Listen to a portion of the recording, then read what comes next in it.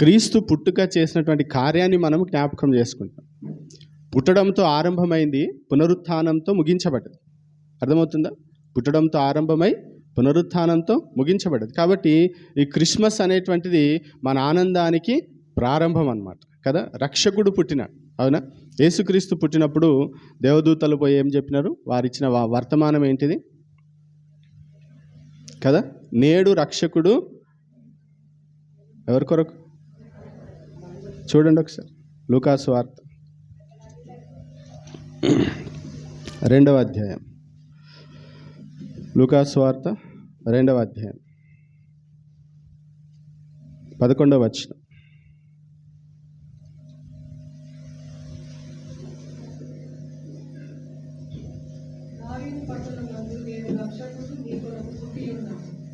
ఎవరి కొరకు? ఎవరు చెప్తున్నారు ఈ మాట?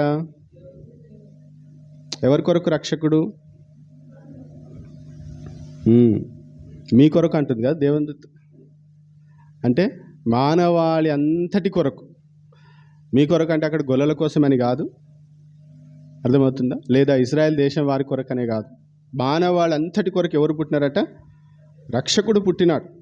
ఈ విషయము ఇప్పటికీ కూడా చాలామందికి తెలియడం లేదు. అర్థమవుతుందా? చాలామందికి ఈ విషయము తెలియడం లేదు. ఈ పుట్టుకలో ఒక ఉద్దేశం ఉంది, ఒక ప్రణాళిక ఉంది. అర్థమవుతుందా? ఒక అద్భుతమైనటువంటి దేవుని యొక్క ఆలోచన ఉంది అనేటువంటి విషయాన్ని చాలామంది గ్రహించలేకపోతున్నారు. అది చాలా విచారకరమైనటువంటి విషయం. ఇక్కడ కూర్చున్న మీలో ఒకవేళ ఇప్పటికి కూడా యేసుక్రీస్తు జననం, యేసుక్రీస్తు పుట్టుక యొక్క ఉద్దేశం తెలియకపోతే దయచేసి తెలుసుకోండి. ఆయన మనల్ని రక్షించడానికి ఈ లోకానికి వచ్చినాడు. పాపముల నుండి విడిపించడానికి ఆయన ఈ లోకానికి వచ్చినాడు. మీ కొరకు పుట్టి ఉన్నాడు అనే దగ్గర అక్కడ ఏమి మనకి వివరణ కనబడదు, కానీ దేవుని దూత యోసేపుతో మాట్లాడుతున్నప్పుడు ఈ విషయాలు తెలియజేస్తాడు. చూడండి, మత్తయి సువార్త 1వ అధ్యాయం 20వ వచనం నుండి 23వ వచనం వరకు మనం చదువుకుందాం. మత్తయి సువార్త 1వ అధ్యాయం 20వ వచనం నుండి 23వ వచనం వరకు.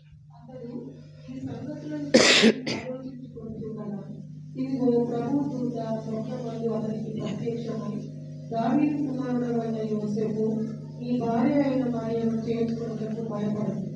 ఆమె గర్భము ధరిస్తుందని పరిశుద్ధాత్మ వలన కలిగినది. ఆమె యొక్క కుమారుని పనులు తన ప్రజలకు వారి పాపముల నుండి ఆయనే రక్షించును కనుక ఆయనకు యేసు అని పేరు పెట్టుకున్నాడు.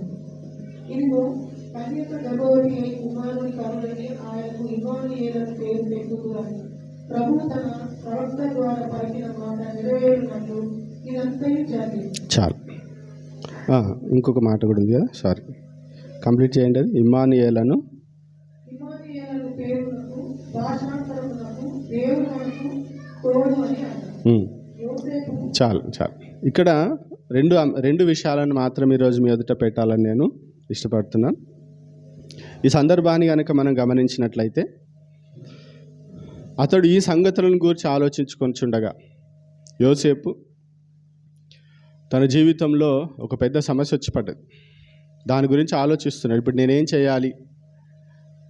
నేను వివాహం ఆడాలనుకున్నటువంటి ఆ యవ్వన స్త్రీ ఇప్పుడు గర్భవతి, ఆమె నేను ఎలా వివాహం చేసుకోవాలి అనేటువంటి ఒక ఆలోచనను గురించి ఆయన ఏం చేయాలా అని ఆయన తనలో తాను మదన పడుతున్నప్పుడు దేవుని యొక్క దూత అతనికి స్వప్నమందు ప్రత్యక్షమై కొన్ని విషయాలు తెలియజేస్తుంది. ఏంటిదనంటే, దావీదు కుమారుడైన యోసేపు నీ భార్య అయిన మరియను చేర్చుకొనుటకు భయపడకుము.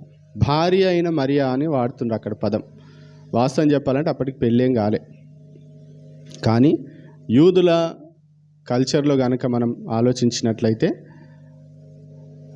ప్రధానము చేయబడ్డారు అని అంటే దాదాపుగా 50 నుండి 70% వివాహం అయినట్టే అన్నమాట.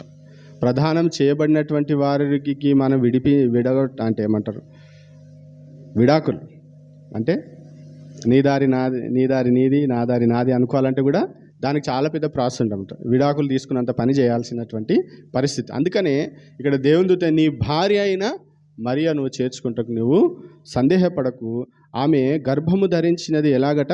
పరిశుద్ధాత్మ వలన కలిగినది. పుట్టబోయేటువంటి వ్యక్తి మామూలు వ్యక్తి కాదు. పరిశుద్ధాత్మ ద్వారా దేవుని శక్తి వలన పుట్టబోతున్నటువంటి వ్యక్తి సాధారణమైనటువంటి వ్యక్తి కాదు. దేవుని యొక్క శక్తి ద్వారా అదొక అద్భుతం. యేసుక్రీస్తు పుట్టుక అనేది ఒక అద్భుతం. మరియ విషయంలో నువ్వేం అనుమానపడాల్సినటువంటి అవసరము లేదు.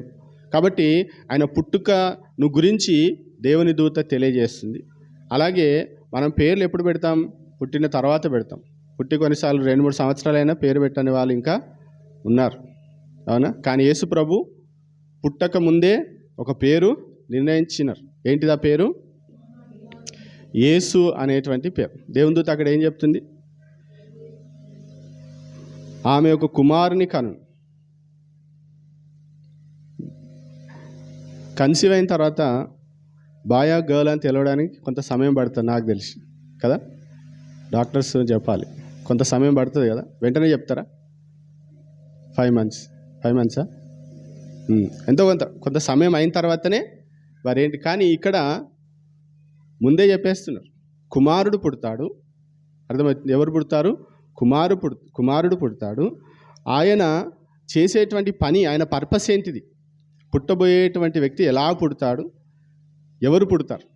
అబ్బాయా అమ్మాయా? ఎందుకు పుడుతున్నాడు? ఉద్దేశం ఏంటిది? తన ప్రజలను వారి పాపముల నుండి రక్షించుటకు ఆయనే రక్షించు. అక్కడేముంది? ఆయనే రక్షించు. మనిషి యొక్క పాపముల నుండి రక్షించగలిగినటువంటి సమర్థులు ఎవరు అనంటే యేసుక్రీస్తు ప్రభుల వారు మాత్రం. అది ఎవరి వలన కాదు. మీరు ఏమైనా చేయండి, మీరు ఎంత తలగొట్టుకోండి, మీరు ఎన్ని తీర్థయాత్రలు చేయండి, ఎన్ని పుణ్యక్షేత్రాలు వెళ్ళండి, మీరు ఎన్ని దాన ధర్మాలు చేయండి, మన పాపముల నుండి రక్షించవేవి కూడా.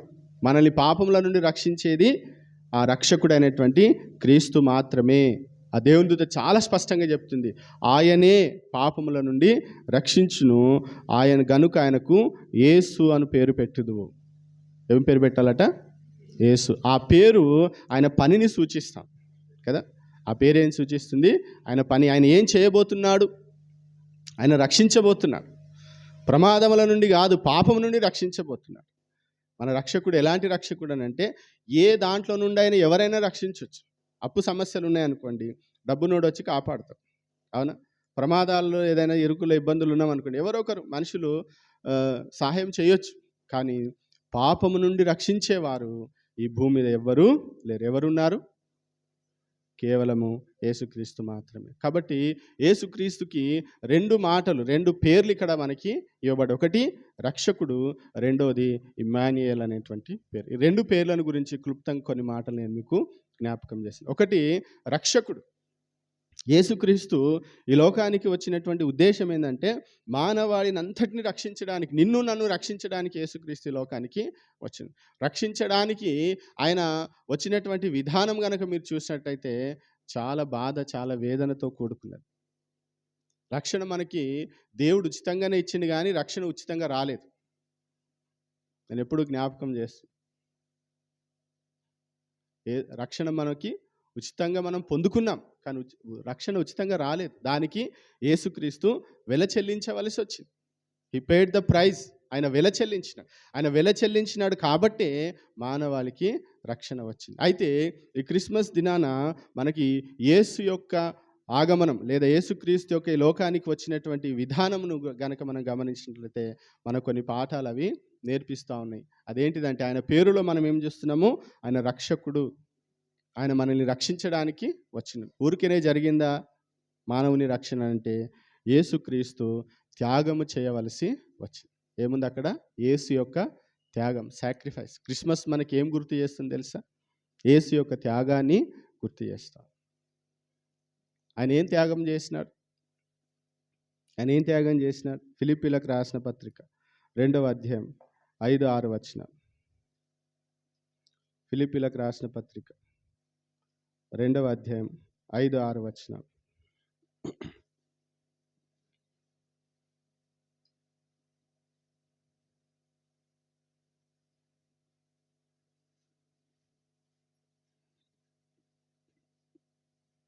ఫిలిప్పీ 2వ అధ్యాయం 5-6 వచనాలు.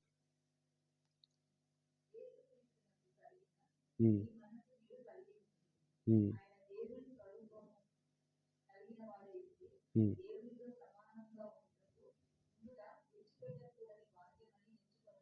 చూడండి అక్కడ చాలా స్పష్టంగా దేవుని లేఖనాలు సెలవిస్తూ ఉన్నాయి. ఏంటిదట? ఆయన దేవునితో సమానముగా ఉండుట.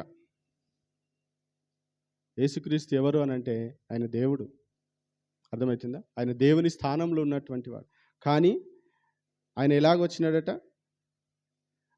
ఆయన ఆ యొక్క భాగ్యాన్ని ఆయన విడిచిపెట్టినాడు.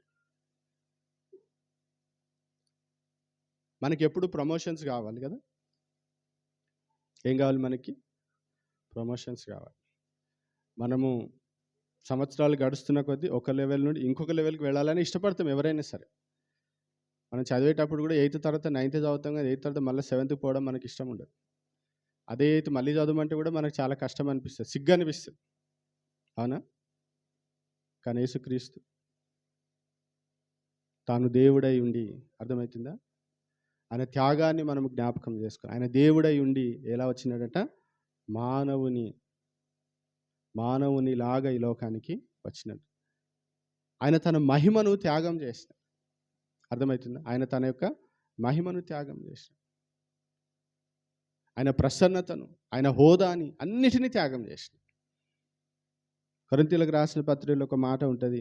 కొరింథీయులకు రాసిన 2వ పత్రిక 8వ అధ్యాయం 9వ వచనం.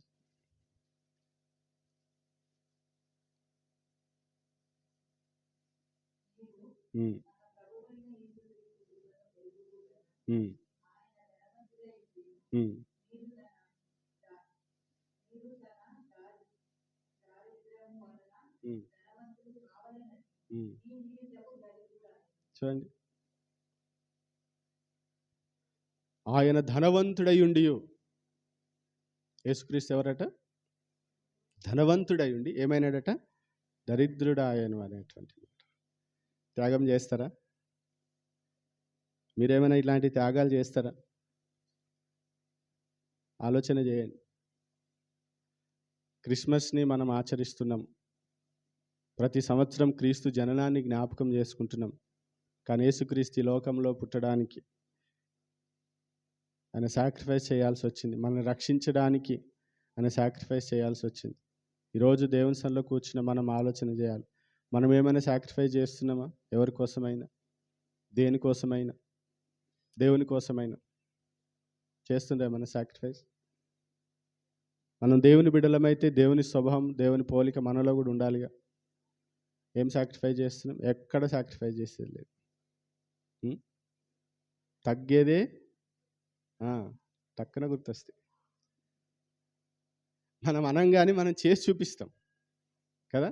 నేను అస్సలే యేసుక్రీస్తు అలా అనుకుంటే మనకు రక్షణ వచ్చేది కాదు.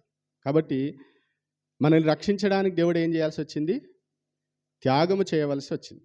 కాబట్టి క్రీస్తు జననం మనకేమి నేర్పిస్తుంది? దేవుని బిడ్డలంగా మనం ఏం చేయాలి? త్యాగం చేయాలి. సమయం వచ్చింది అని అంటే, ఒక మనిషి రక్షణ కొరకు, ఒక మనిషి దీవెన కొరకు, ఒక మనిషికి మేలవుతుంది అని అంటే ఏం చేయాలి? త్యాగం చేయడానికి వెనకాడొద్దు. ఆ స్పిరిట్ మనం కలిగి ఉండాలి. రెండవది, దేవుడు మనల్ని రక్షించడానికి ఆయన తన్ను తాను తగ్గించుకున్నాడు. తనలో ఏముంది? తగ్గింపు కనబడుతుంది. చూడండి, ఫిలిప్పీలకు రాసిన పత్రికలోనే 2వ అధ్యాయం 7వ వచనం, దాని క్రింది వచనం చదవండి. 7వ వచనం 2:7.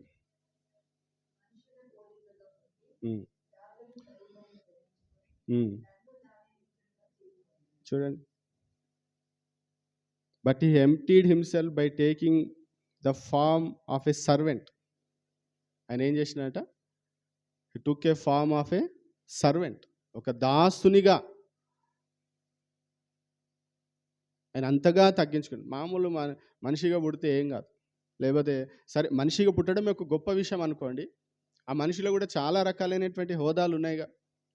ఒక రాజుగా, ఒక అధికారిగా, ఇంకేదైనా కావచ్చు. కానీ యేసుక్రీస్తు ఎలా ఉంటున్నాయట? దాసుడు అని అంటే ఇంకా లీస్ట్ అనమాట. ఇంగ్లీష్లో అంటారు ఒక మాట, మీనియల్ వర్క్స్ అంటారు చూడండి. చాలా, అది ఎవరు కూడా చెయ్యరు.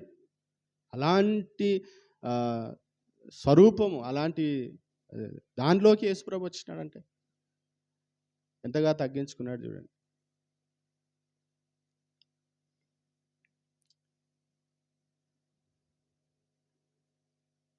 మనము వేసుకునే బట్టలు కొంచెం ఒక నంబర్ తక్కువై టైట్ అయితేనే మనం భరించలేం కదా. అబ్బో నాకు వస్తలేదంటాం. టైట్ అవుతుంది, చాలా కష్టం అనిపిస్తుంది. వేసుకో, మనం కంఫర్ట్గా ఉంటేనే ధరిస్తాం. 42 అంటే 42, 40కి మనం పోం, కష్టమవుతుంది.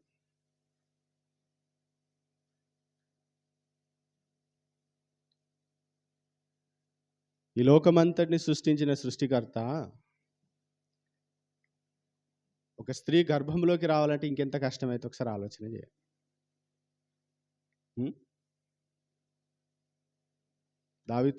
దావీదుతో అనుకుంటా దేవుడు అంటాడు కదా, మందిరం కడతావా నాకు, భూమి నాది, భూమి నీ సింహాసనము, ఆకాశం నీ సింహాసనము, భూమి పాదపీఠం. ఏం మందిరం కడతాం మనం దేవునికి, అవునా? కానీ యేసుక్రీస్తు ఏం చేసిన, తన్ను తాను ఎంతగా తగ్గించుకున్నాడంటే, ఎంతగా కుదించుకున్నాడనంటే, మరియ గర్భములో జన్మించడానికి ఆయన ఇష్టపడ్డాడు.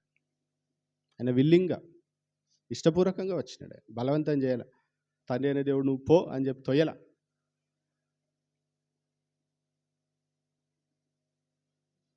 ఒక చక్కగా అసలు పరలోకంలో ఏం జరుగుతుందని సీన్ ఇట్లా చెప్తారనమాట.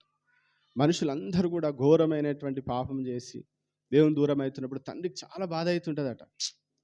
నా ప్రజలు ఇట్లా చెడిపోతున్నారు, నా ప్రజలు ఇంత నాశనం అయిపోతారు, వీళ్ళందరూ నరకానికి పోతారు, నేనేం చేయాలి అంటుంటే, దీనికి పరిష్కారం ఏంటిది అని అంటే, మానవాళి పాపం కొరకు ఎవరో ఒకరు చనిపోవాలని తండ్రి చెప్తాడు. చెప్పినప్పుడు వెంటనే యేసుప్రభు అంట, నేను వెళ్తా, నేను చనిపోతా అంట. అర్థమవుతుందా? అప్పుడు పరిశుద్ధాత్మ దేవుడు అంట, మీరు చనిపోతే మీరు చనిపోయిన కార్యం వారి హృదయంలో జరిగేటట్టు నేను చేస్తా. అట్లా తండ్రి, కుమార, పరిశుద్ధాత్మ త్రియేక దేవుడు కలిసి మానవుని రక్షణ కొరకు వారు ప్రణాళిక వేసుకున్నారు. అందులో క్రీస్తు పాత్ర చాలా విలువైనటువంటిది. మీరు ఒకసారి ఆలోచన చేయండి, మనం అంతగా తగ్గించుకుంటామా? ఒక సీఈఓని తీసుకుపోయి నువ్వు వాష్రూమ్లోకి అడగమంటే వాడు అడుగుతాడా? అసలు ఏమనుకుంటున్నావు నా గురించి అని అంటారు కదా. నేను ఎవరో తెలుసా అంటారు. యేసుప్రభు ఏమని చెప్పాడు, అవునా? కానీ యేసుప్రభు ఎప్పుడు నేను ఎవరో తెలుసా అని ఎవరితో అనలే. నేను ఎవరో మీకు తెలిస్తే మీరు ఎవరు చెప్పకండి అని అన్నాడు. అర్థమవుతుందా? నేను ఎవరో మీకు తెలిసిపోయింది కదా, నా పవర్ ఏంటో మీకు తెలిసిపోయింది, మీరు ఎవరికి చెప్పకండి అని అన్నాడు. అది క్రీస్తులో ఉండేటువంటి తగ్గింపు. కాబట్టి నిజంగా యేసుక్రీస్తు జననము మనకు తగ్గింపును నేర్పిస్తుంది. ఆ హంబుల్నెస్ అనేది మన లోపల ఉండాలి, మనం అలవాటు చేసుకోవాలి. చూడండి, లూకాసు వార్త 2వ అధ్యాయం 7వ వచనం. లూకాసు వార్త 2వ అధ్యాయం 7వ వచనం.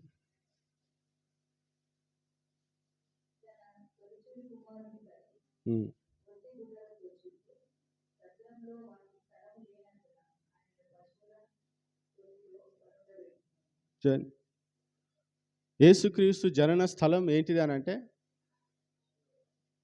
మనం ఫోటోలు దిగుతున్నాం ఇప్పుడు, మంచిగానే ఉంది, అది కొంచెం ఏం వాసన వస్తలేదు కదా. యేసుక్రీస్తు లోకంలో జన్మించడానికి సృష్టికర్త అయినటువంటి దేవునికి ఏం లేదట, స్థలం లేదు. ఎంత బాధకరమైనటువంటి విషయం. అప్పుడు ఏమనిపిస్తుంది? భూమి నాది, ఆకాశం నాది అన్నటువంటి దేవునికి ఏమనిపించాలి?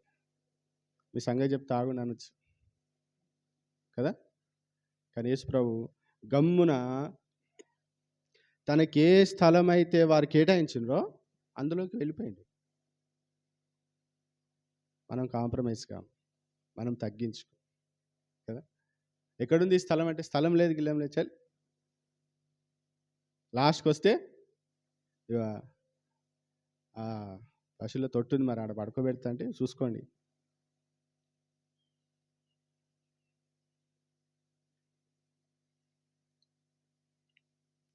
శిలువ శ్రమలు అనేటివి యేసుప్రభు మరణించే ముందు జరిగే ఆరంభం కాల, పుట్టుక నుండే ఆరంభమైనవి క్రీస్తుకి.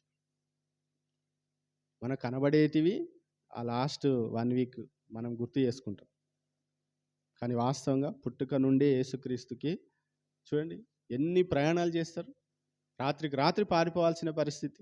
మరియ యోసేపు చదివినరా? రాత్రికి రాత్రి వెళ్ళిపోతారు వాళ్ళు. అక్కడ దాచుకోవాలి, ఇక్కడ దాచుకోవాలి. ఏం కర్మ అసలు.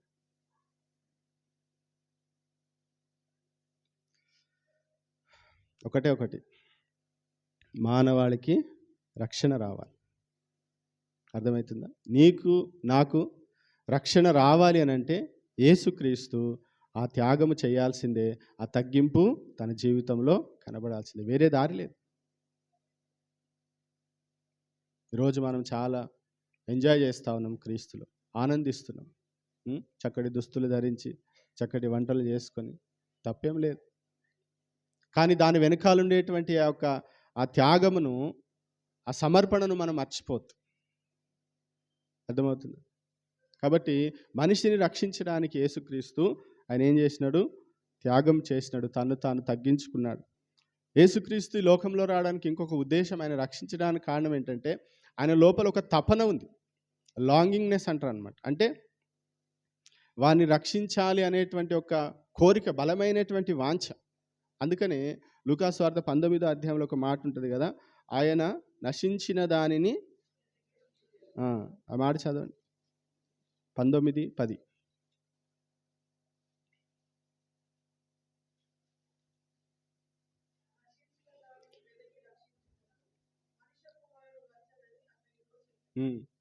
క్రీస్తులో మనిషిని రక్షించాలనే తపన లేకపోతే ఆయన వచ్చేవాడు కాదు కదా. ఆయన వెదకి రక్షించడానికి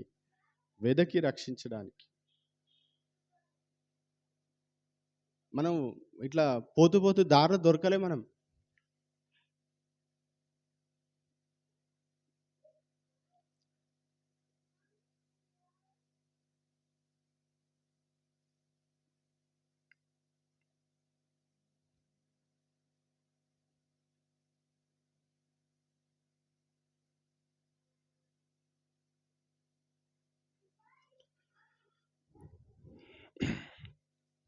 దేవుడు మనల్ని వెతికినాడు.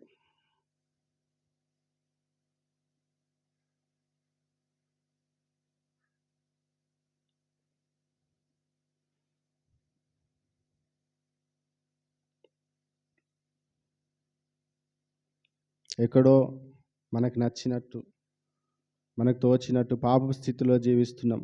లోక సంబంధులాగా మనం బ్రతుకుతున్నాం. దేవుడు మనల్ని వెతికి మనల్ని రక్షించి, ఆ తపన, క్రీస్తులో ఉండేటువంటి తపన ఈ లోకానికి ఆయనని తీసుకొని వచ్చి. రెండో మాట మనం చూసినట్లయితే మత్తయి సువార్తలో ఆయనకి ఏమని పేరు పెట్టాలట? ఇమ్మానుయేల్ అనేటువంటి పేరు. చూడండి, ఇమ్మానుయేల్ అనేటువంటి మాటకు అర్థము దేవుడు మనకు తోడు. నిజంగా ఈ లోకంలో ఎవరికి ఎవరు తోడుంటారో లేదో తెలియదు, కానీ యేసుక్రీస్తు మాత్రం చెప్తున్నాడు, నేను మీకు తోడై ఉంటా. యేసుక్రీస్తు కేవలం రక్షించడానికి మాత్రమే రాలే. యేసుక్రీస్తు మనకు తోడుగా ఉండడానికి ఈ లోకానికి వచ్చిన. మానవుడు దేవుని దగ్గరికి వెళ్ళడము జరగని పని. అర్థమవుతుందా? మీరు ఏం చేసినా దేవుని రీచ్ అవ్వలేరు. ఆయన తన్ను తాను తగ్గించుకొని మన దాకా వస్తే తప్ప. మనం ఆయన ప్రసన్నం చేసుకుందామని మనం ఎన్ని ప్రయత్నాలు చేసినా, ఎంత తాపత్రయపడ్డా కానీ జరగని పని. ఈ భక్తి, నేను అనుకుంటా 4 గోడలు మీరు కూర్చునే 4 గోడలు దాటి ఎక్కడికి పోదని. మీరు మీకు సాటిస్ఫై అవ్వడమే తప్పితే దేవుని ప్రసన్నం చేయడము, దేవుడు అబ్బా నీ భక్తికి మెచ్చి తినని చెప్పి దిగి వచ్చేటివి జరగవు. యేసుక్రీస్తు మనల్ని ప్రేమిస్తున్నాడు కాబట్టి నేను వారికి తోడుగా ఉండాలి అనేటువంటి ఉద్దేశంతో ఆయన ఏం చేసినాడు? ఈ భూలోకానికి దిగి వచ్చింది. కాబట్టి క్రిస్మస్ దినాన దేవుడు మనకు మరొకసారి ఏం జ్ఞాపకం చేస్తున్నాడంటే, నేను మీకు తోడుగా ఉంటా. యేసుక్రీస్తు జననం ఈ లోకానికి వచ్చిన తర్వాత 33.5 సంవత్సరాల తర్వాత యేసుక్రీస్తు వెళ్తూ అక్కడ ఒక మాట చెప్తాడు, నేను వెళ్ళుట మంచిది, నేను వెళితే మీకు వేరొక ఆదరణకర్త. అర్థమవుతుంది? అంటే యేసుక్రీస్తు కూడా ఒక ఆదరణకర్తే, వేరొక ఆదరణకర్త మీకు ఎప్పుడు మీతో ఉంటాడు. అంటే దేవునికి ఇష్టం లేదు మనల్ని వదిలిపెట్టడం, అనాథలుగా వదిలిపెట్టడం, దిక్కులేని వారిగా వదిలిపెట్టడం. నిజంగా మనం ఎంత ఆయన ప్రెజెన్స్ని ఫీల్ అవుతామో లేదో మనకు తెలియదు, కానీ దేవుడు మాత్రం అనుక్షణం కూడా మనకు తోడుగా ఉండాలని దేవుడు ఆశపడుతున్నాడు. ఆయన పేరే పెట్టుకున్నాడు అట్లా కదా, ఏమని? ఇమ్మానుయేలని గుర్తుపెట్టుకున్న ప్రతిసారి మనం ఏం గుర్తుపెట్టుకోవాలి? దేవుడు నాకు తోడుగా ఉంటాడు. ఒకరికొకరు తోడు ఉండాలంటే ఎప్పటికీ ఏముండాలి? ప్రేమ ఉండాలి. ఉందా? ప్రేమ ఉంటేనే ఏం చేస్తారు? ఇప్పుడు ప్రేమ లేవు కాబట్టి ఒకరికొకరు తోడుగా ఉంటలేరు. వాస్తవమా కాదు? అవునా? ఎన్ని విడాకులు అవుతున్నాయి? ఎంతమంది తల్లిదండ్రులు పిల్లలు వేరైపోతుండ్రు? వేరైతలేరా? ముందున్న ప్రేమలు ఉన్నాయా? లేవు. కానీ దేవుని ప్రేమలో మార్పు లేదు. ఆయన అప్పుడు ఎలాగూ ప్రేమించినాడో ఎల్లప్పుడూ అలాగే ప్రేమిస్తున్నాడు. ఆయన ప్రేమ దినదినము వృద్ధి అవుతుంది కానీ తగ్గదు. కాబట్టి ఆయన మనతో ఉన్నాడు, మనల్ని నడిపించడానికి, మనల్ని విడిపించి నడిపించడానికి. ఆయన మన మరణం వరకు లేదా ఆయన రాకడ వరకు దేవుడు ఏం చేస్తాడు? మనకి తోడుగా ఉంటాడు. అందుకనే మనం క్రిస్మస్ని ఇంత సంతోషంగా జరుపుకుంటున్నాం. కొన్నిసార్లు తల్లిదండ్రులు మనల్ని తిరస్కరించవచ్చు, పిల్లలు మనల్ని తిరస్కరించవచ్చు, భార్య కూడా కొన్నిసార్లు మనల్ని నువ్వు అవసరం లేదనొచ్చు, నీతో నాకేందనొచ్చు. కానీ దేవుడు మాత్రం ఎప్పుడు అంటాడు? ఏమంటాడు? నేను నీకు తోడుగా ఉంటాను. అర్థమైతే ఆయన తోడు అనేటువంటిది మన క్వాలిటీస్ని బట్టి, మన క్వాలిఫికేషన్స్ బట్టి కాదు, ఆయన కృపను బట్టి. అర్థమవుతుంది? ఆయన తన్ను తాను అప్పగించుకున్నాడు, నేను మీకు తోడుగా ఉంటానని. కాబట్టి క్రిస్మస్ దినాన నేను మీకు జ్ఞాపకం చేస్తున్నాను, దేవుడు మనందరికీ తోడుగా ఉన్నాడు, మీకు దేవుడు తోడుగా ఉన్నాడు. కాబట్టి దేవుని బిడ్డలు, మీ జీవితంలో ఎలాంటి పరిస్థితి గుండా వెళుతున్నా మీరు ఒకటి గుర్తుపెట్టుకోండి, యేసుక్రీస్తు మనకు తోడుగా ఉన్నాడు. ప్రతి పరిస్థితులు ఆయన తోడుగానే ఉంటాడు, విడిచిపెట్టాడు. యాకోబుతో దేవుడు అంటాడు కదా, నేను మీతో చెప్పినది నెరవేర్చే వరకు నేను నిన్ను విడువను అంటాడు, వదిలిపెట్టాను. యోసేపు జీవితంలో కూడా చాలా అప్స్ అండ్ డౌన్స్ వచ్చినాయి, పాత నిబంధన యోసేపు. కానీ దేవుడు ఆయన వదిలిపెట్టాడు. సొంత వాళ్ళు తృణీకరించి, అవునా, అన్నలందరూ కూడా ఆయన లోపల అసూయ, ద్వేషం, ఆయన చేయని పాపానికి, చేయని నేరానికి శిక్ష అనుభవించవలసి వచ్చింది.